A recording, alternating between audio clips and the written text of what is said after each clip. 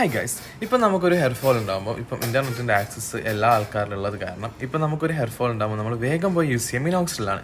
So പല ആൾക്കാരും മിനോക്സിൽ use ചെയ്യുമ്പോൾ ഇനീഷ്യൽ സ്റ്റേജിൽ ഒരുപാട് മിസ്റ്റേക്ക് ചെയ്യുന്നുണ്ട്. ആ ചെയ്യുന്ന മിസ്റ്റേക്ക് കാരണം അവർക്ക് ഒരുപാട് പ്രശ്നങ്ങൾ ലേറ്റർ ഉണ്ടാകുന്നുണ്ട്, അപ്പോഴല്ല ലേറ്റർ.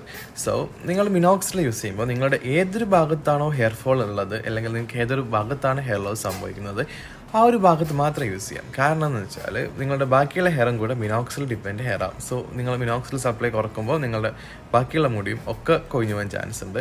പിന്നെ അതുപോലെ തന്നെ ആവശ്യത്തിന് മാത്രം യൂസ് ചെയ്യാം. അമിതമായാൽ അമൃതവും വിഷം നിങ്ങൾ കേട്ടില്ല. സോ അതുപോലെ മിനോക്സിൽ രാവിലെ 1 മില്ലി, രാത്രി 1 മില്ലി, ഒരു ദിവസം ഒരാൾക്ക് ആവശ്യം വെറും 2 ml മിനോക്സിൽ മാത്രമാണ്.